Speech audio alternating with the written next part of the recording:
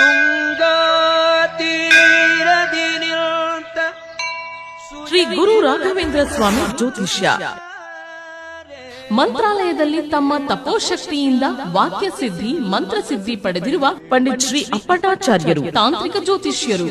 ಶ್ರೀ ಸಾಯಿಬಾಬಾ ಹಾಗೂ ರಾಘವೇಂದ್ರ ಸ್ವಾಮಿಯ ಆರಾಧಕರು.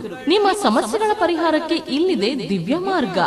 Divorce problem, ಅನಾರೋಗ್ಯ, ಪ್ರೇಮ ವಿಚಾರ, ಸಂತಾನ, ಸಾಲಬಾಧೆ, ಕೋರ್ಟ್ ಕೇಸ್, ವ್ಯಾಪಾರ, ಮಾಟ ಮಂತ್ರ ತಡೆ, ಶತ್ರುಕಾಟ, ಕೌಟುಂಬಿಕ ಕಲಹ, ಇನ್ನೂ ನಿಮ್ಮ ನಿಗೂಢ ಗುಪ್ತ ಸಮಸ್ಯೆಗಳಿಗೆ ಶ್ರೀ ರಾಘವೇಂದ್ರ ಸ್ವಾಮಿಯ ಮೂಲ ಬೃಂದಾವನ ರಹಸ್ಯ ಬಲಿಷ್ಠ ಪೂಜಾ ಶಕ್ತಿಯಿಂದ ಕೆಲವೇ ದಿನಗಳಲ್ಲಿ ಶಾಶ್ವತ ಪರಿಹಾರ ಶತಸಿದ್ಧ. ವಿಶೇಷ ಸೂಚನೆ: ಅಲ್ಲಿ ಇಲ್ಲಿ ಕೇಳಿ ಎಲ್ಲೂ ಪರಿಹಾರವಾಗದ ನಿಮ್ಮ ಸರ್ವ ಸಮಸ್ಯೆಗಳಿಗೆ ಇಲ್ಲಿದೆ ದಿವ್ಯ ಮಾರ್ಗ. ನಂಬಿಕೆಟ್ಟವರಿಲ್ಲವೋ ಈ ರಾಯರ. ನೀವು ಬಯಸುವ ನೆಮ್ಮದಿಯ ಜೀವನಕ್ಕಾಗಿ ಒಮ್ಮೆ ಸಂಪರ್ಕಿಸಿ. ಶ್ರೀ ಗುರು ರಾಘವೇಂದ್ರ ಸ್ವಾಮಿ ಜ್ಯೋತಿಷ್ಯ, ಪಂಡಿತ್ ಶ್ರೀ ಅಪ್ಪಟಾಚಾರ್ಯರು. ಫೋನಿನ ಮೂಲಕ ಪರಿಹಾರ. ಮೊಬೈಲ್ ಸಂಖ್ಯೆ 9001111181. ಶ್ರೀ ಹರಿ ಗುರುಗಳ ಪಾದಾರವಿಂದಕ್ಕೆ ನಮಿಸುತ್ತಾ ಎಲ್ರಿಗೂ ಕೂಡ ನನ್ನ ನಮಸ್ಕಾರವನ್ನು ತಿಳಿಸ್ತಾ ಇದ್ದೀನಿ. ಇವತ್ತಿನ ವಿಡಿಯೋನಲ್ಲಿ ಮಂತ್ರಾಲಯಕ್ಕೆ ಏನಾದರೂ ರಾಯರ ಆರಾಧನೆಗೆ ಹೊರಟಿದ್ದೀರಾ? ಹಾಗಾದರೆ ಪೂರ್ತಿ ವಿಡಿಯೋ ನೋಡಿ. ರಾಯರ ಆರಾಧನೆ ಇದೇ ಆಗಸ್ಟ್ ತಿಂಗಳ 29, 30, 31ನೇ ತಾರೀಕು ಬಹಳ ವಿಜೃಂಭಣೆಯಿಂದ ಮಂತ್ರಾಲಯದಲ್ಲಿ ಗುರು ಸಾರ್ವಭೌಮರ ಆರಾಧನೆಯ ಆಚರಣೆ ನಡೆಯುತ್ತೆ. ಸುಮಾರಷ್ಟು ಜನ ನನಗೂ ಕೂಡ ಕಮೆಂಟಲ್ಲಿ ಕೇಳ್ತಾ ಇದ್ದೀರಾ ಮತ್ತು ಹೇಳ್ತಾ ಇದ್ದೀರಾ ರಾಯರ ಆರಾಧನೆಗೆ ಹೊರಟಿದ್ದೀವಿ ಅಂತಂದು. ಜೊತೆಯಲ್ಲಿ ಏನಾದರೂ ರೂಮ್ ವ್ಯವಸ್ಥೆಗೆ ನಿಮ್ಮ ಕಡೆಯಿಂದ ಏನಾದರೂ ನಂಬರ್ ಏನಾದರೂ ಕೊಡ್ತೀರಾ ಅಂತಲೂ ಕೂಡ ಕಮೆಂಟ್ಗಳಲ್ಲಿ ಕೇಳಿದ್ರಿ. ರಾಯರ ಆರಾಧನೆಗೆ 1 ತಿಂಗಳ ಮೊದಲೇನೆ ಎಲ್ಲ ಮಠದ ರೂಮ್ಸ್ಗಳು ಬುಕ್ ಆಗಿರುತ್ತೆ. ಆ ಸಮಯದಲ್ಲಿ ಹೋಗಿ ಅಲ್ಲಿ ಪರದಾಡೋದಕ್ಕೆ ಹೋಗಬೇಡಿ. ಏಕೆ ಅಂದರೆ ನೋಡಿ, ಇತ್ತೀಚೆಗೆ ನಿಮಗೆಲ್ರಿಗೂ ಕೂಡ ಗೊತ್ತಿದೆ, ರಾಯರಿಗೆ ಭಕ್ತ ಸಮೂಹ ಅನ್ನುವಂತಹದ್ದೇನಿದೆ ಮೊದಲಿಗಿಂತ ತುಂಬ ಜಾಸ್ತಿ ಆಗೋಗಿದೆ. ಅದರ ಜೊತೆಯಲ್ಲಿ ಈಗೇನು ರಾಯರಿಗೆ ಈ ರೀತಿ ಮೊದಲು ಮಂತ್ರಾಲಯಕ್ಕೆ ಹೋಗೋರಿಗೆ ಕಂಪೇರ್ ಮಾಡಿಕೊಂಡ್ರೆ ಈಗ ಹೋಗೋರ ಸಂಖ್ಯೆ ತುಂಬ ಜಾಸ್ತಿ ಹೇಗಾಗಿದೆಯೋ ಅದೇ ರೀತಿ ಈ ಬಾರಿಯ ಆರಾಧನೆಗೆ ಹಿಂದಿನ ವರ್ಷಗಳಿಗಿಂತ ತುಂಬ ಜನ ಸೇರುವಂತಹ ನಿರೀಕ್ಷೆ ಇದೆ. ಮಂತ್ರಾಲಯದಲ್ಲಿ ನೀವು ಆನ್ಲೈನಲ್ಲಿ ರೂಮನ್ನು ಬುಕ್ಸ್ ಮಾಡ್ಕೊಳ್ದಲೇ ಡೈರೆಕ್ಟಾಗಿ ಹೋಗಿ ಅಲ್ಲಿ ನಾವೇನಾದರೂ ರೂಮ್ ತಗೋತೀವಿ ಅಂತಂದರೆ ಯಾವುದೇ ಕಾರಣಕ್ಕೂ ಅದು ನಡೆಯೋದಿಲ್ಲ. ಈಗ ಆಲ್ರೆಡಿ ಎಲ್ಲ ರೂಮ್ಗಳು ಬುಕ್ ಆಗಿದೆ. ಡೈರೆಕ್ಟಾಗಿ ಹೋದರೆ ನಮಗೆ ಅಲ್ಲಿ ರೂಮ್ ಖಾಲಿ ಇರೋದು ಇಲ್ಲ, ಅವರು ಕೊಡೋದು ಇಲ್ಲ. ಪ್ರೈವೇಟಾಗಿ ಏನಾದರೂ ನಾವು ರೂಮ್ ಬುಕ್ ಮಾಡ್ಕೋತೀವಿ ಅನ್ನೋಂತಹ ಯೋಚನೆ ನಿಮಗಿದ್ರೆ 10,000 ರೂಪಾಯಿಗಳ ಮೇಲೆ ಚಾರ್ಜ್ ಮಾಡ್ತಾರೆ. ಅದಕ್ಕಿಂತ ಕಮ್ಮಿ ಅಂತೂ ನಿಮಗೆಲ್ಲೂ ಕೂಡ ಮಂತ್ರಾಲಯದಲ್ಲಿ ಆರಾಧನೆಯ ಕಾಲದಲ್ಲಿ ರೂಮ್ಗಳು ಸಿಗೋದಿಲ್ಲ. ಯಾಕೆ ನಿಮಗಿದೆಲ್ಲ ಮಾಹಿತಿಯನ್ನು ನಾನು ಹೇಳ್ತಾ ಇದ್ದೀನಿ ಅಂತಂದರೆ, ಸಣ್ಣ ಸಣ್ಣ ಮಕ್ಕಳನ್ನ ಜೊತೆಯಲ್ಲಿ ಕರ್ಕೊಂಡು ಹೋಗ್ತೀರಾ, ವಯಸ್ಸಾದಂತಹವರು ಅವ್ರನ್ನ ಜೊತೆಯಲ್ಲಿ ಕರ್ಕೊಂಡು ಹೋಗ್ತೀರಾ, ಹೆಣ್ಮಕ್ಳು ಕೂಡ ಹೋಗುವಂಥವ್ರು ಇರ್ತೀರ.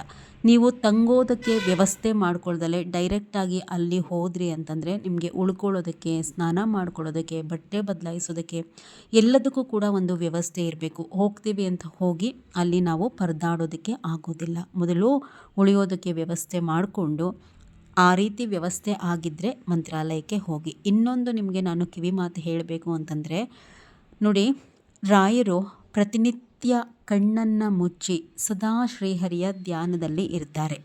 ಅವರು ಕಣ್ಣನ್ನು ತೆರೆದು ಭಕ್ತರನ್ನು ನೋಡುವಂತಹದ್ದು ಈ ಆರಾಧನೆಯ ಕಾಲದಲ್ಲಿ. ಜೊತೆಯಲ್ಲಿ ಈ ಆರಾಧನೆಯ ಕಾಲದಲ್ಲಿ ನಮ್ಮ ಮನೆಯಲ್ಲಿ ರಾಯರನ್ನು ನಾವು ಸರಿಯಾಗಿ ಪೂಜೆ ಮಾಡಿದ್ದೇ ಆದರೆ ಪ್ರತಿ ಭಕ್ತರ ಮನೆಗೂ ಕೂಡ ರಾಯರು ಸಾಕ್ಷಾತ್ ಬಂದು ನಮ್ಮ ಪೂಜೆಯನ್ನು ಸ್ವೀಕಾರ ಮಾಡಿ ನಾವು ಇಟ್ಟಂತಹ ನೈವೇದ್ಯವನ್ನು ಕೂಡ ಸ್ವೀಕಾರ ಮಾಡ್ತಾರೆ.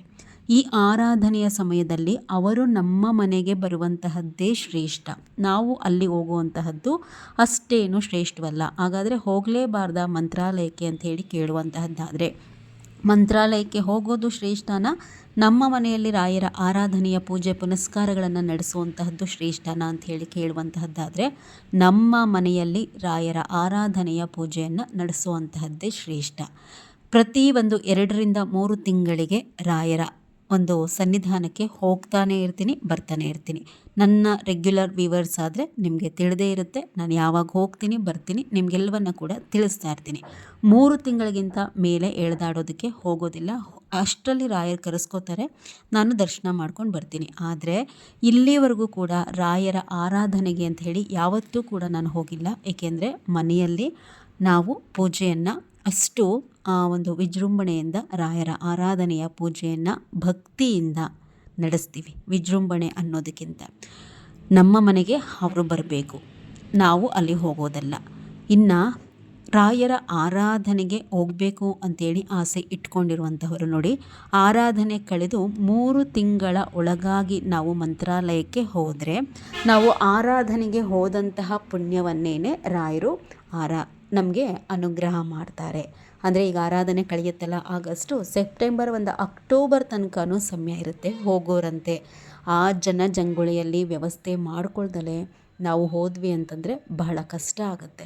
ಈಗ ಗಂಡಸರಾದರೆ ಹೇಗೋ ಒಬ್ಬೊಬ್ಬರೇ ಹೋದರೆ ಮ್ಯಾನೇಜ್ ಮಾಡ್ಕೊಂಡು ಬಿಡ್ಬಹುದು, ಎಲ್ಲೋ ಮಲಗ್ತಾರೆ, ಎಲ್ಲೋ ಡ್ರೆಸ್ ಚೇಂಜ್ ಮಾಡ್ತಾರೆ.